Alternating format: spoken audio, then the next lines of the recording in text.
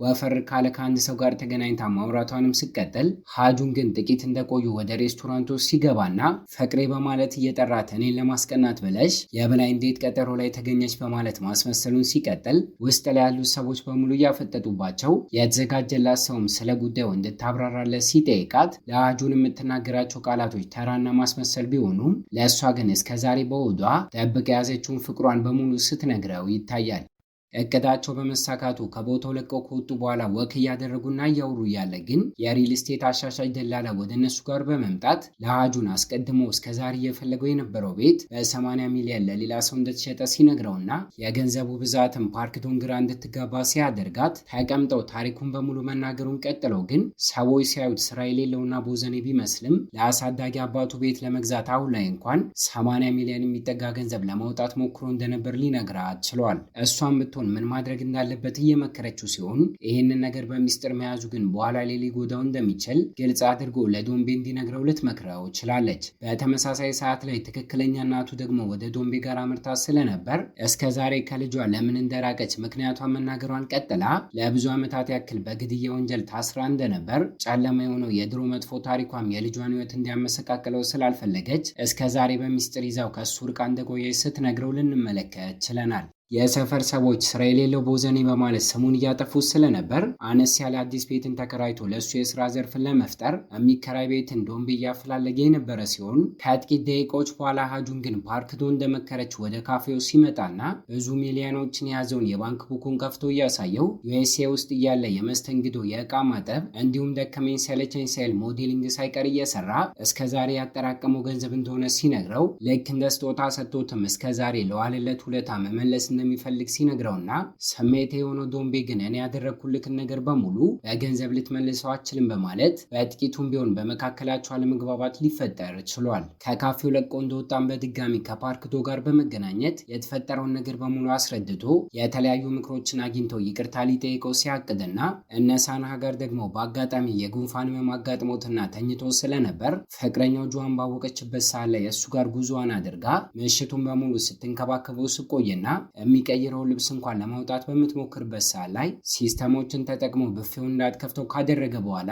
ዞር ስትልለት የእንቅልፍ መድኃኒቱን ሲደብቀው ይታያል። ታዲያ በቀጣዩ ቀን ላይ በዶንቤ ማህበራዊ ድረገጽ አካውንት ላይ ሀጁን ሞዴል እያለ ውጭ ላይ የተነሳቸው ፎቶዎች የተለቀቁ ሲሆን እይታችንን በትውስታ ወደኋላ ውስጡን ማታ ላይ ተናዶ የነበረ ቢሆንም ስለ ጉዳዩ ግን ተረጋግቶ ካሰበበትና ከነዳውን ጋር ካወራበት በኋላ ከመቆጣት ይልቅ ባደረገው ነገር ሊያደንቀው እንደሚገባ በመወሰኑ ፎቶዎቹን የለቀቀው በዚህ ምክንያት እንደሆነ ስንረዳ ይሄ ብቻ ሳይሆን ስራ አጥ በማለት የሚያሙትን የሰፈር ሰዎች ጸጥ ለማስባልም የሚያስተዳድረው ካፌ ውስጥ በፍሬም አድርጎ ሊሰቅለው ችሏል። ስለዚህም ነገር ሀጁን ካወቀ በኋላ ወደ ካፌው ሲመጣ ስለሱ በኩራት ለደንበኞቹ ሲናገር ሲያገኘውና የትናንቱ ጸባቸው ቀርቶና በመካከላቸው እርቅ ወርዶ ከስተመሮች እሱ ማደናነቅ ሲጀምሩ ይታያል። ከሰዓታቶች በኋላ ለማመስገን ፓርክዶ ጋር ሲያምራ ግን ከእናቷ ጋር በስልክ እያወራች ስለነበር ያዘጋጀችላትን የብላይንድ ዴት ቀጠሮ በማበላሸቷ እናቷ ስጮህባት ከተመረቀች በኋላ አሪፍ የተባለ ስራን ባለማግኘቷ ቢያንስ ሀብታም ወንድን ማግባት እንዳለባት ስጮህባት ሲሰማና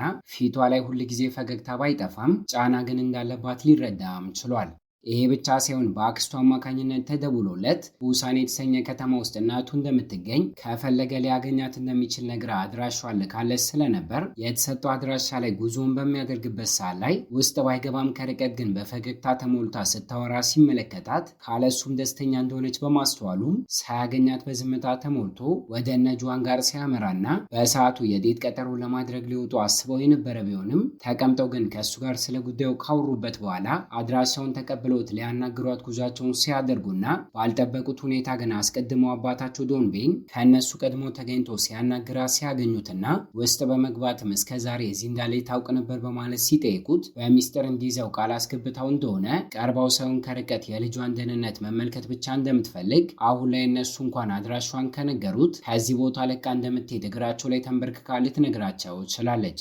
ታሪኳንም ቢሆን ነግራቸው ስለነበር ከሱ የምትርቅበት ዋነኛው ምክንያት የነብሰ ገዳይ ልጅ በመባል ስሙ እንዳይጠፋ አስባ እንደሆነ ሊረዱም ችለዋል። እስኪመጡ ድረስ ቤት ውስጥ ተቀምጦ እየጠበቃቸው ወደ ነበረው ሀጁን ጋር የሳናህ እናትና የእንጀራ እህቱ ደግሞ የመጡ ሲሆን ከጥቂት ደቂቃዎች በኋላ እየደወለላቸው ሲቆዩበት ሊያገኛቸው ሲወጣና በሩ ላይ ደርሰው ስለነበር ግን እጅ ላይ ተያይዘው ቢመለከትም ትኩረቱ በሙሉ የመጡት የእሱ ቤተሰቦች ላይ በመሆኑ ከቁም ነገር ሳይቆጥረው ቀርቶ የተፈጠረውን ነገር ሲያሳውቀውና ለብቻው ሳናም ቢሆን ወደ ውስጥ ገብቶ መነጋገሩን ቀጥሎ እናቱ ደጋግማ ከእሷ ጋር ተመልሶ ወደዛ ከተማ እንዴት ብትጠይቀውም በሀሳቧ ሊስማማ ስላልቻለ ግን ተናዳ በጥፊ ሳይቀር ስትመታው ይታያል። ሁሉም ነገር ከተረጋጋ በኋላ ግን የእንጀራ እህቱ ወደሚሰራበት ሆስፒታል ጉዞ አድርጋ ስታገኘው ምሽቱን በሙሉ እስከ ጧት ድረስ እናታቸው ስታለቅስ እንደነበር የሃይስኩል ትምህርቷን እሷ እስክጨረስ ብቻ ከነሱ ጋር አብሮ እንዲቆይ ስትጠይቀው ሳና ግን ካጠገባቸው በሆነ ቁጥር እናቱ ስለሞተችው እህቱ ስለምታስብ ራሷን ማሰቃየቷን እንደምትቀጥልና ከእሷ በራቀ ቁጥር ሁሉም ነገር ሰላም እየሆነ እንደሚመጣ ሲነግራት ይታያል። ውጭ ላይ እየጠበቀችው ከነበረችው ከእናቱ ጋርም ተገናኝቶ ሲሰናበታት ስለ ቤተሰቦቹ ግድ አይሰጠውም ብላ ስሙን ለማጥፋት እየሞከረች ስለነበር ልታገኘው የመጣችው ፍቅረኛው ጆዋን ሰምታቸው እስከ ዛሬ ዝም ብትልም ከእሷ ጋር እያለ ግን የተሰቃየውን ስቃይ እንደምታውቅ ለ10 ዓመት ያክልም ከኔ የነጠልሽበት መንገድ ይበቃሻል፣ ገና ታዳጊ ሕፃን እያሉ ትታቸው ሄዳ እንደነበረው አሁንም ቢሆን እንድትሄድ በመናገር እጆቹን ስትይዘውና ይህ ክስተት ግን ለእናቱ ሁለቱ ፍቅረኛሞች እንደሆኑ እዚህ ከተማ ውስጥ ሳና መቆየትን የፈለገውም ከፍቅረኛው ጋር አብሮ ለመሆን እንደሆነ እንድትረዳ ሊያደርጋት ችሏል። እቤት በሚመለስበት ሰዓት ግን ሀጁን አስቀድመው የሚጠቀመውን የእንቅልፍ መድኃኒት ተመልክቶ ስለነበር ጠረጴዛው ላይ አስቀምጦ እያሳየው ስለዚህ ነገር ሲጠይቀውና እስከ ዛሬ ምን ያክል ስቃይ ውስጥ እንደነበር ሳናም እያለቀሰ ሲያስረዳው በስጋ ባይገናኙም ወንድሙ በመሆኑ ግን ሲያጽናናው እናያለን። እዚህ ከተማ ውስጥ ከመመለሳቸው በፊት ሁለቱም ቢሆን የሚያጋጥማቸውን ነገር በስልክ ያወሩ ስለነበር ከእንጀራ እናቱና ከትክክለኛ አባቱ ጋር ሀጁን ለጥቂት ዓመታት ያክል ሰላማዊ ሕይወትን እየኖረ እንደነበር ከብዙ ሕክምናና ትግል በኋላ ሴት ልጅን መውለድ ከቻሉ በኋላ ግን እሱን ከቁም ነገር እንኳን ሳይወስዱ ሲሰቃይ እንደነበር እንደነገረው ልናስታውስ ችለናል። ታዲያው ላይ ሁለቱም አልኮል መጠጥ ጠጥተው ጭምስ ብለው ሰክረው የተኙ ሲሆን ጠዋት ላይም ልትቀሰቅሳቸው ጆዋን ወደ ቤት ስትመጣና አርፍዶ በመተኛቱ ሀጁን በተለይ አልሰማም ሲላት ፍቅረኛዋን ለመቀስቀስ በምትሞክርበት ሰዓት ግን እጆቿን ጎትቶ እቅፉ ሲያስገባትና ባልጠበቁት ሁኔታ ግን ከእንቅልፉ ለመንቃት እየሞከረ ባለው ሀጁን አማካኝነት ሲስማት እንኳን ሲያያቸው ይታያል። ይሄ ክስተትም ሙሉ በሙሉ ከነቃ በኋላ ህልም ነው በማለት እንዲያስብ ያደርገውም የዛኑ ቀን ላይ ግን አንድ ባዶ ክፍል ውስጥ ሁለቱ አሪፍ ጊዜን ሲያሳልፉ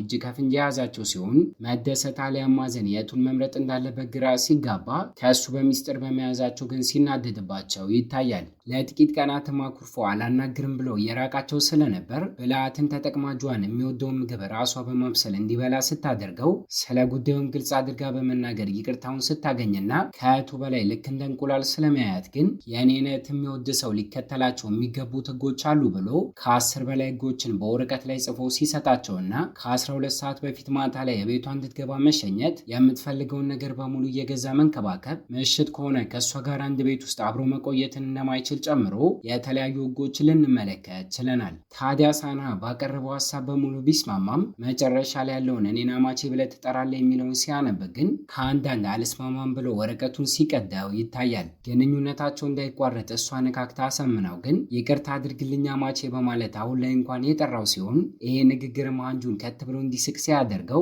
ሶስቱም እየተሳሳቁ አሪፍ ጊዜን ሲያሳልፉም ይታያል። ሁሉም ነገር አሁን ላይ ሰላም እየሆነ በመምጣቱ የእሱንም ጉዳይ ለመፍታት ከእናቱ ጋር እንዲገናኝ ሲያደርጉት እስከዛሬ ከእሱ የራቀችበትን ምክንያት ሲያውቅና እሱ ባያያትም ለብዙ ጊዜ ግን እየመጣች ከርቀት ደህንነቱን ለማረጋገጥ ትሞክር እንደነበር ሲረዳ ካለ እናት በማደጉ ቢከፋም ሁሉም ነገር ለእሱ ተብሎ የተደረገ በመሆኑ ግን ይቅርታ አድርጎላት ሲላቀሱም ይታያል። ወደ እነ ዶንቤ ቤት ይዟት በመሄድም ሁሉም በጋራ እራትን ከተመገቡ በኋላ በመኪና የሽኛት እያለ ልክ እንደ ሕፃንነቱ ትከሻዋ ላይ ጋድም ሲል የሕፃንነት ፈገግታውን ዳግም ሲመልሰው ይታያል። አሁን ላይ የቀረው የራሱ የፍቅር ታሪክ በመሆኑ ቀናቶች እየተቆጠሩ በመጡ ቁጥር ከእሷ ጓደኛ ጋር እየተቀራረበ መምጣት በአጋጣሚ እግሯን አደጋ አጋጥሟትና ተጎታም ስለነበር ሕክምናዋን እስክጨርስ ድረስ ቀን በቀን ሐኪም ቤት እሷን ይዞ መሄድና ስለ ፍቅር ሕይወቷ በሚጠይቃት ሰዓት ላይ ሃይስኩል ተማሪ እያሉ ከነበረበት ጊዜ ጀምሮ እሱ እንዳሰበው ተወደ የነበረው ሳናን እንዳልሆነ ስትነግረው ይታያል። እይታችን ወደ ጁዋንና ሳና ጋር ሲወስደን ደግሞ እስካሁን በሚስጥር እንደያዙት የፍቅር ግንኙነታቸው የቀጠለ ሲሆን እሷ ስራ ቦታ ላይ ያለች በድብቅ ኋሏ እየመጣ ሳታስበው ሰርፕራይዝ ሊያደርጋት ሲሞክር አስደንግጧት ግን በተቃራኒው ሳታስበው መታው እንዲቆስል ስታደርገውና ሰርፕራይዙ ተበላሽቶ ወደ ሐኪም ቤት ሲወሰድ የእሷ አባት እንዲሁም የእሱ አሳዳጊ አባቱ ዶምቤ ደግሞ ሐኪም ቤት ውስጥ አብረው ከምትሰራዋ ሴት ጋር ከዚህ ቀደም ተቀራርበው አይቷቸው ስለነበር ፍቅረኛው እንደሆነች አስበው እዚያ አምጥቶ እራት እንዲጋብዛት ጥያቄን ሲያቀርብለትና ከዚህ በላይ ሁኔታውን ደብቆ መቆየት እንደማይችሉ ስለገባቸውም ከተቀመጡበት እጅ ላይ ተያይዘው በመነሳት ግልጽ አድርገው ሁለቱ ፍቅር ውስጥ እንዳሉ ሊነግሩ ችለዋል። የእሱ ትክክለኛ አባት ዳውን ደስታውን በጭብጨባ ቢገልጽም ሁለቱንም ልክ እንደ ልጆቹ ስለሚያይ ዶንቤ ግን ፈቃዱን ሳይሰጣቸው ለማሰብ ጥቂት ቀናቶችን ሲፈጅበት ይታያል። በተደጋጋሚ ከእናቱ ጋር በመገናኘት ሀጁን ደግሞ ናፍቆቱን ለመወጣት የሚሞክር ሲሆን እሱ ቤት መታ ከእሱ ጋር አብራ እንድትሆን ሀሳብን ሲያቀርብላት ጥቂት ጊዜን እንዲሰጣት ከጠየቀችው በኋላ ልክ እንደሱ አንዳንዴ የተንከባከበላትን ዶንቤ ልጠይቀው ወደ ስራ ቦታው ታመራ ስለነበር በአጋጣሚ አንድ ቀን ላይ ልትወጥቅ ስትልና እሱም ደግፈው ሲይዛት ከመጠን በላይ ተቀራርበው ስለነበር ከርቀት ክስተቱን ዳውን ተመልክቶ ሁለቱ አንድ ላይ እንደሆኑ በተሳሳተ መንገድ እየተረዳው ይገኛል። እሱ ብቻ ሳይሆን ውስጥ ላይ የነበረችው አጣማሪዋ ሴትን ብትሆን ከብዙ አስርት ዓመታት በፊት አብረው እንዲሆኑ ለማድረግ ሞክራ ስለነበር ለሁለተኛ ጊዜ አሁን ላይ መገናኘታቸው ምናልባት እጣ ፈንታ እንደሆነ በመናገር ሁለቱን እንዲጣበሱ ለማድረግ እየሞከረች ይገኛል። ትኩረቱ አሁን ላይ ግን ባሳደገውና በትክክለኛ ልጁ ጉዳይ በመሆኑ ሁለቱንም ተራ በተራ ስለሚሰማቸው ነገር ፍቅር ማለት ቀልድ ሳይሆን ቁም ነገር እንደሆነ ሁሉንም ነገር ግልጽ አድርጎ በመናገርና ከእነሱ የሚወጣውን ምላሽ ቢሆን በማዳመጥ በመካከላቸው ያለው ትክክለኛ ፍቅር እንደሆነ በመረዳቱ ግንኙነታቸውን እንዲቀጥሉ ፍቃዱን ሊሰጣቸው ችሏል። በፊልሙም የመጨረሻ ትዕይንት ላይ እስከ ዛሬ አባቷ ከወጣትነት ጊዜው ጀምሮ ሚስቱን በሞት ካጣ በኋላ ልጁን ለማሳደግ የራሱን ሕይወት እንደተወ ደስተኛ ለመሆን ሁለተኛ ሚስትን እንኳን ለማግባት እንዳልሞከረ ለሀጁን ከነገረችው በኋላ ከእሱ እናት ጋር አብረው እንዲሆኑ ለማጣበስ እቅዶችን ማውጣት ሲጀምሩ የመጀመሪያው እቅዳቸውም የእሱን እናት የበላይ እንዴት ቀጠሮን እንድታደርግ አድርጎ አባቷን ሲቀና መመልከት ሲሆን ሀጁንም ደስተኛው ነው በሀሳቧ ሲስማማና የተዘጋጀው ወጥመድ ግን ለእሱ አባት ሲሆን ለእሱ ስለነበር ሁለቱ አሁን ላይ እየተነጋገሩ ያሉበት ቦታ አቅራቢያ ጓደኛዋንና እሱን የምትወደው ፓርክ ዶን ከሌላ ወንድ ጋር የበላይ እንዴት ቀጠሮን ስታደርግ እንዲመለከት ስታደርገው ይሄም አልበቃ ብሏት እነሱ ወዳሉበት ካፌ እንዲገቡ ስታደርግና ሲሳሳቁ ባየ ቁጥር እሱም ፊቱ እየቀላ የቅናት ስሜቱም እንዲቁነጠነስ ሲያደርገው ሳናም ቢሆን የእቅዱ አካል ስለነበር ከእሷ ጋር ያለውን ወንድ ባስኬትቦል እንዲጫወቱ ካስማማ በኋላ ሃንጁም ቢሆን ከእነሱ ጋር ለመጫወት መጥቶ ስለነበር በሲስተም በፓርክ ጆ እይታ ከሁሉም ጎልቶ ለመታየት የቻለውን አድርጎ አቅሙን ማሳየት እንዳለበት ሲነግረውና ልክ እንደተባለው ሀጁንም አድርጎ ተቃራኒ ቲም በመግባታቸው ሰውየውን ሲያሸንፈው ይታያል። ሁሉም ነገር ልክ እንዳቀዱት ሄዶላቸው ብቻቸውን መነጋገር ሲጀምሩም ከእሷ ፍቅር እየያዘው እንደመጣ ከእሱ ውጪ ከሌላ ወንድ ጋር ስትሆን የቅናት ስሜት እንደሚሰማው ሲነግራትና ልክ እንደሱ እሷን ብትሆን ከልጅነቷ ጀምሮ ተወደው እንደነበር እስካሁንም ለእሱ ያላት ፍቅር እንዳልጠፋ ግልጽ አድርጋ ነግራው የፍቅር ግንኙነትን ሲጀምሩ ይታያል። ሁለቱን ጨምሮ ጁዋንና ሳናም አዲስ ጥንዶች በመሆናቸው ቀን ላይ በጽሁፍ መልእክት ማታ ደግሞ እስኪነካ ድረስ በስልክ ማውራታቸውን ሲቀጥሉ እየተገናኙ የፍቅረኛሞች ጊዜን ሲያሳልፉና ከዚህ ቀደም ሀጁን ግን በአስማማውና ባወጣው ሕግ መሰረት ሁለቱን አንድ ክፍል ውስጥ ብቻቸውን እንዳይሆኑ እያደረገ ሲበጠብጣቸው ይታያል። ታዲያ ሳናም ቢሆን ከሱ ጭቅጭቅና እይታ ለማምለስ ሲል ፍቅረኛው ፓርክ ዶን እንድትመጣ እያደረገና ከሱ ጋር እንድትውል እያደረገ ከፍቅረኛው ጋር የሚሆንበትን ጊዜ እያመቻቸ ይገኛል። የሀጁ እናትና ዶንቤ አብረው ለመሆን እንዲሞካከሩ ሲስማሙና እድሜያቸው በመግፋቱ ልክ እንደ ወጣቶቹ የመጠናኛ ብዙ ጊዜን ሳይፈጁም በአንድ ወር ውስጥ ብቻ በትዳር ለመጣመር ሲስማሙ ይታያል።